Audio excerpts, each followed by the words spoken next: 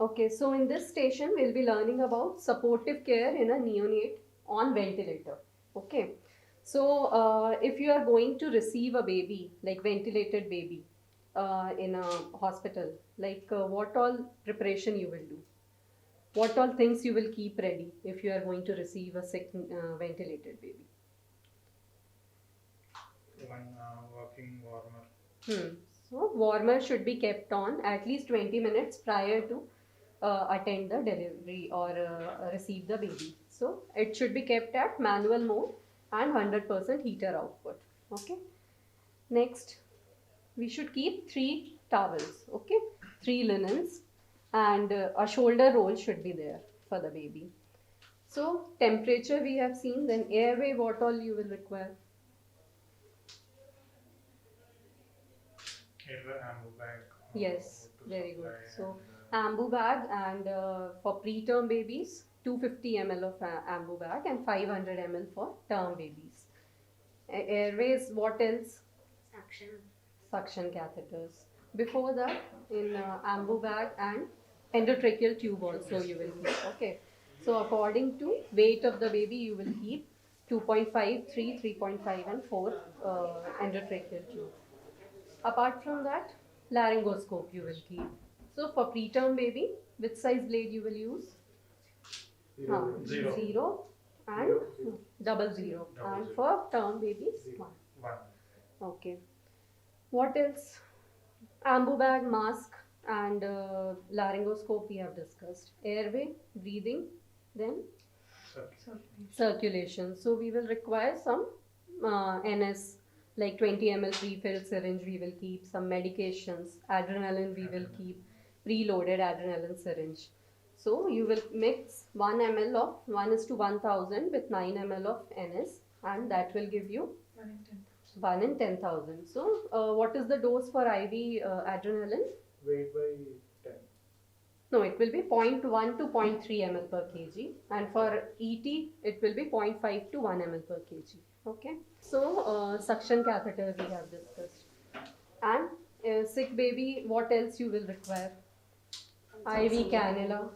Okay, IV cannula, umbilical lines, and if a baby is ventilated, ICD also we should keep backup. Okay. Apart from that, pulse oximeter or multipara. What will you prefer? Multipara. So what is the difference in multipara? What all parameters you can see? Heart rate, respiratory rate, BP. Hmm. Temperature also you can see. Okay, so invasive BP monitoring we can do. We can check in multipara. Okay. Apart from that, cord clamp and basic things like medications and all you will keep ready. Okay. So this is like materials what all we require. Apart from that, human resources also is important. So how many, like what should be the ratio between a ventilated baby and nurse? How many nurses should be taking care? 1:1 ratio. Okay. So if you are serving a ventilated baby, one dedicated nurse should be there for taking care of this baby. Okay. And we should have round the clock a competent doctor to take care of ventilated baby. Okay, so this is about all the preparations what we require. Second is humidification. So humidification is in all of us, it's a natural process that is being done in upper airways. So in oropharynx and nasopharynx, we are inspiring a gas at a temperature of around 26 degrees Celsius with humidity of around 50%. And in upper airways, it is getting warm and to a temperature of 37 degrees Celsius and 100% relative humidity. Okay. So medical gases also all of you know that is cold. Okay, air and oxygen. Oxygen, if you touch there, you can feel the oxygen temperature will be less, very less. It will be around 5 degrees Celsius. And in ventilated babies, humidification is very important. So why humidification is important? Can you tell? Airway will dry up. Yeah, airway will dry up. That can lead to bronchoconstriction, narrowing of airways, and increased resistance. And mucus thickening can be there because of that. Okay, decreased mucociliary function because of impaired humidification. Okay, so in humidification, two terms are very important, that is absolute humidity and relative humidity. So, absolute humidity is the actual amount of water vapor present in a liter of gas at a particular temperature. Okay, and relative humidity is the ratio of actual amount of water vapor present uh, in the air at a particular temperature to the maximum amount it can hold at a particular temperature. Okay, so relative humidity is the thing we have to give, like we should give at least 85% of relative humidity to all the babies on ventilator or on CPAP, because we are bypassing the upper airway in these babies.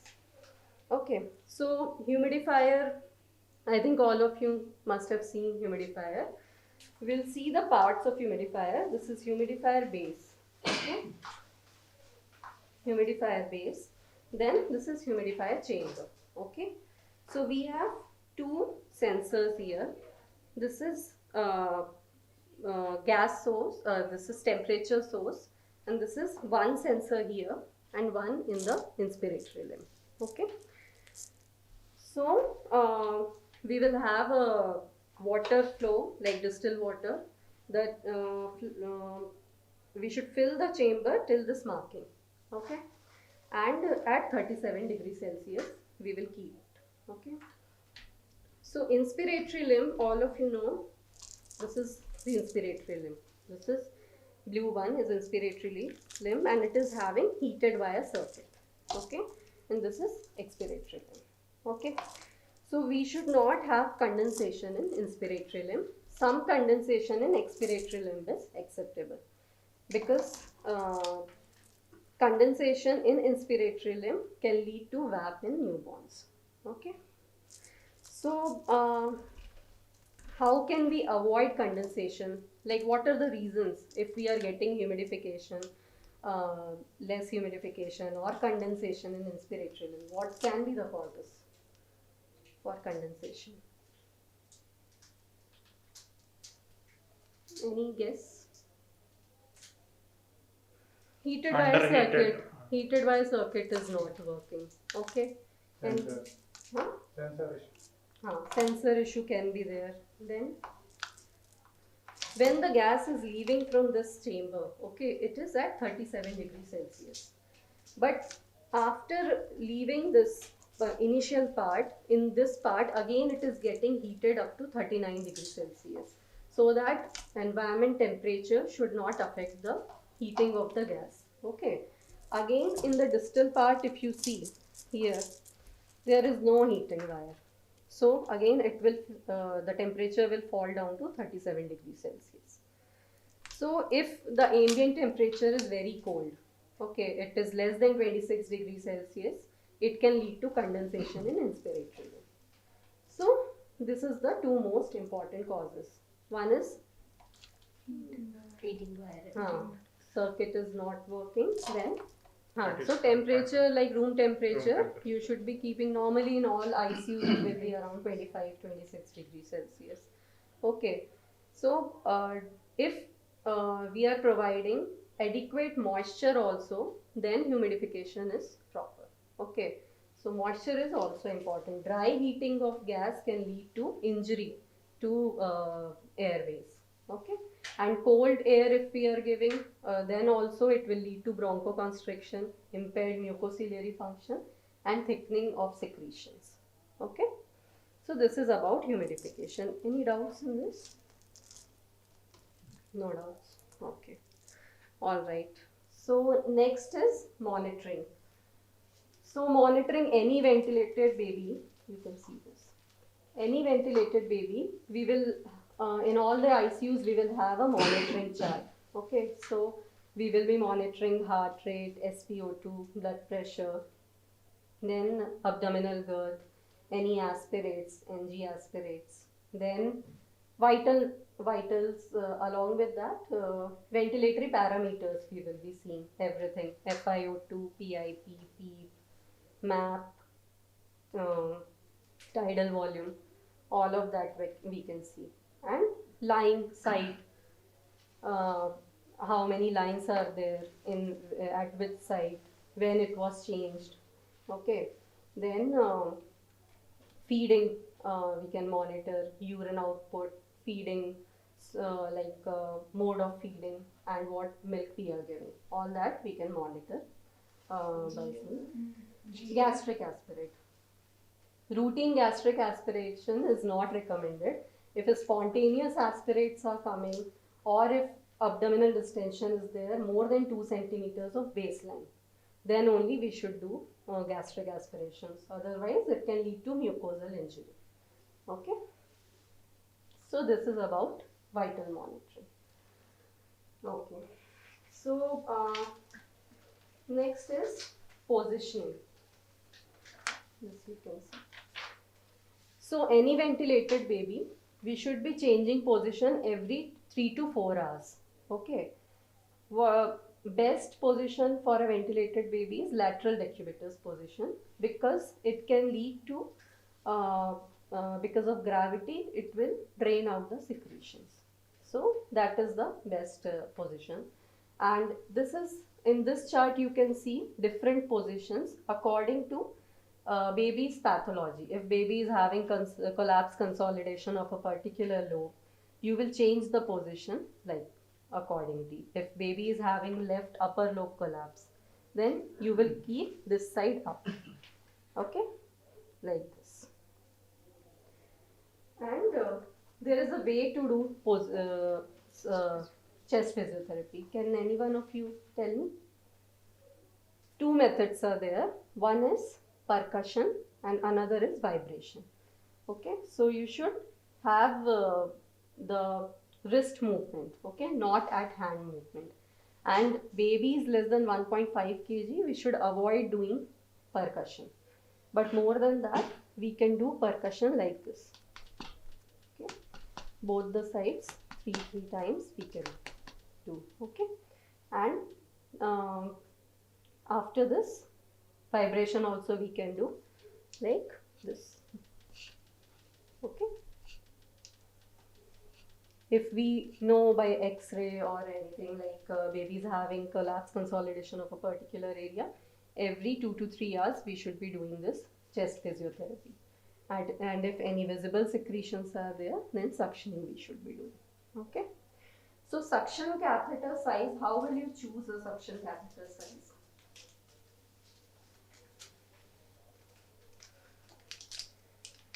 Okay, so this is the ET. Okay, suppose this baby is requiring ventilation and we want to do suction. So what we will do, we will measure the length of ET. Markings are already there.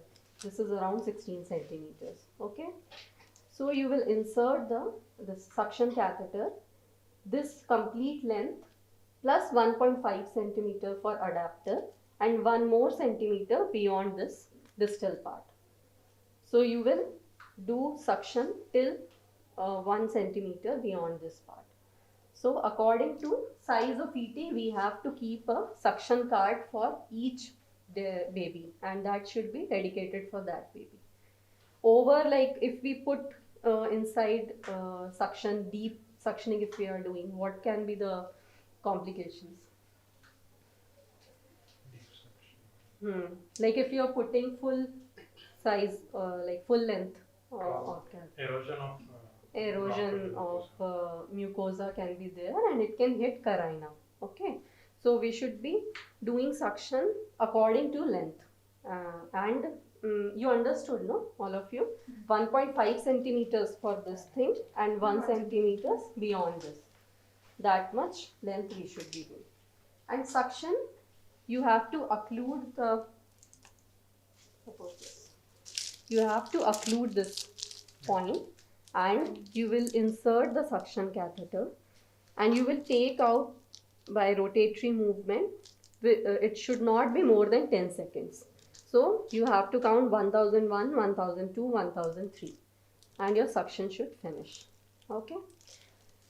And the most important thing for suctioning is at least two people should be there to do suctioning. If one doctor, one nurse, if doctor is not there, two nurses should be there. And the person who is doing suctioning should be wearing hand washing and wearing sterile gloves. Other person who is assisting also should hand hygiene and then assist. Okay.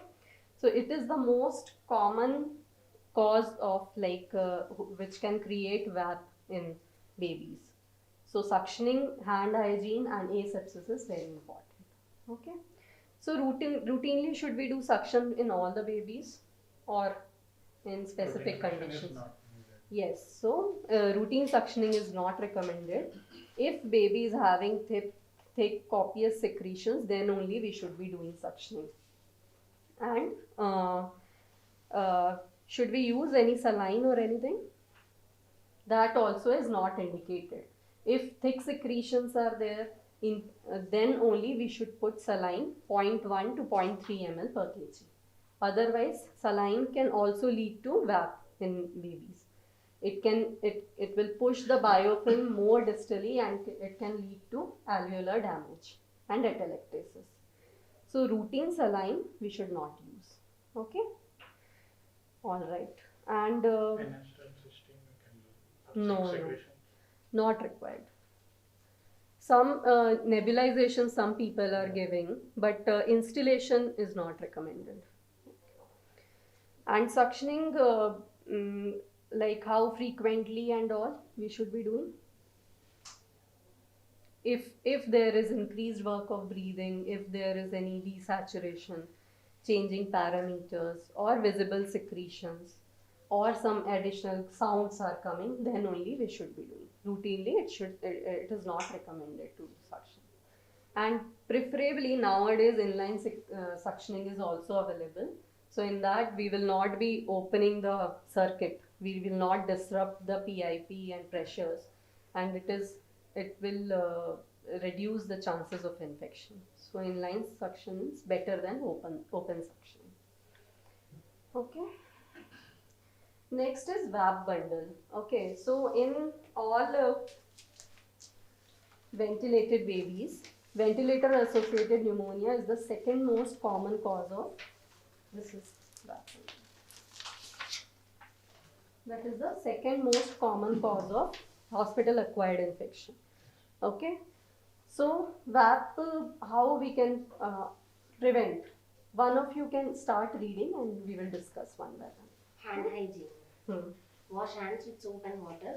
Follow all the 6 steps of hand wash with minimum 60 seconds. Now wear mask, cap and gloves. Do not touch baby or baby's environment with gloves. And hand wash or hand rub should be used after removing the gloves. So, hand hygiene is the most important thing. Before handling the baby, any surrounding, any invasive procedure, ET handling, suctioning, we should be wearing mask, sterile mask, mask and sterile gloves and cap. Okay. Then, ET tube care.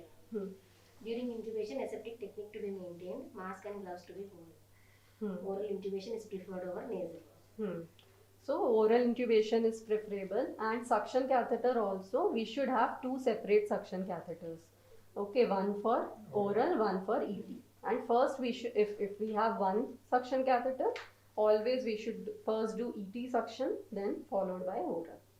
Okay, and ET position should be horizontal. It should not kept hanging like this vertically, because if any condensation or secretions are there, it will again go to baby's lungs and it can lead to ventilator associated pneumonia. So it should be always horizontal like this.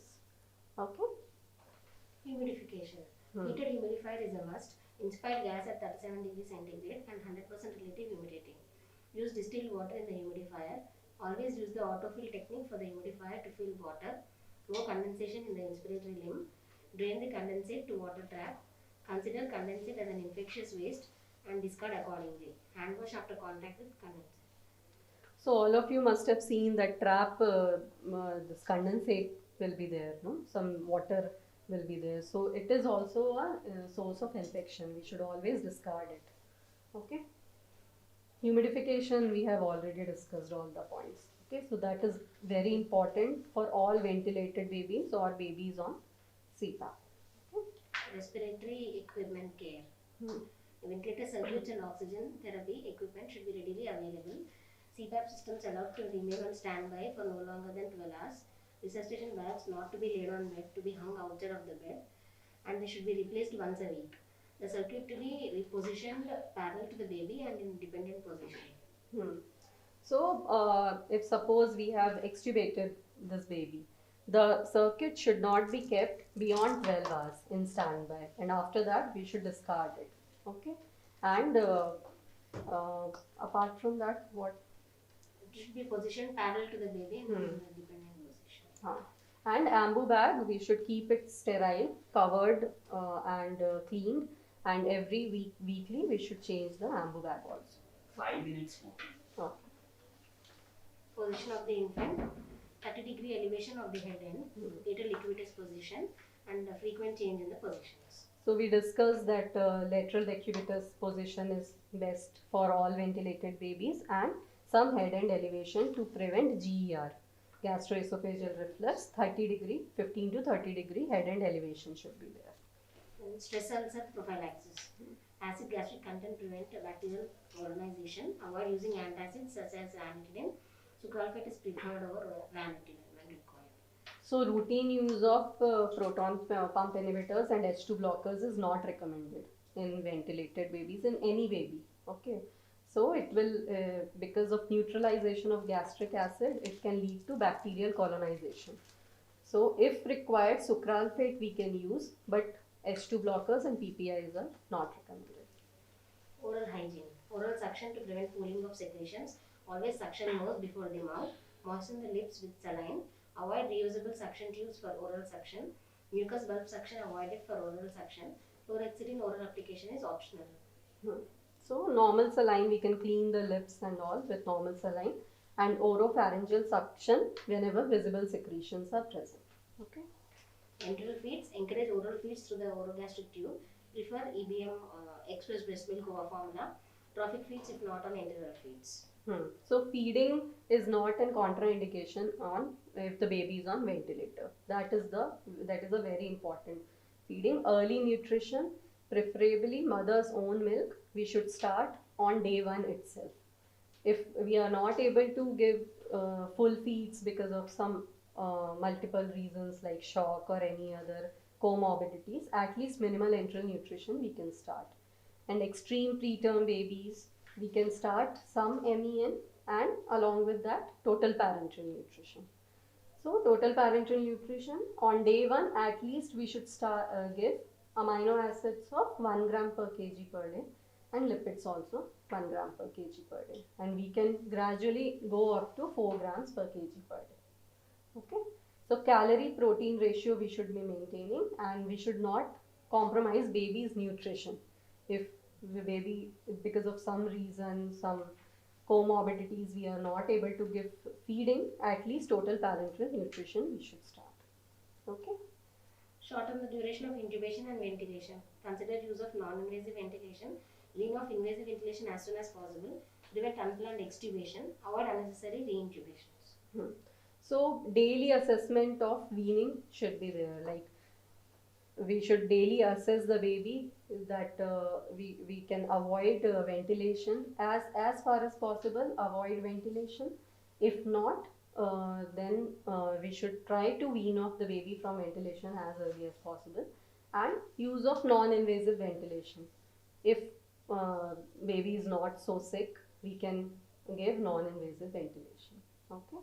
So daily assessment is very important. That's why in vital monitoring chart we have to see what are the pressures baby is on. Are we able to come down on FiO2 requirement and pressures? Okay. Post-extubation, frequent change in positions, oral and nasal suction, nebulization SOS, and watch for respiratory distress. Okay. So that's what everything I think we have covered. And most important thing is in small sick babies is optimal nutrition and care also, like overall environment, that developmentally supportive care also we should be giving. So by dimming the lights, then minimizing the noise in NICU, then providing nutrition, optimal nutrition, then mother involved in baby's care. If baby is on HFNC or CPAP, we can start kangaroo mother care. Okay, so all these things also lead to better healing and early extubation and discharge. Okay.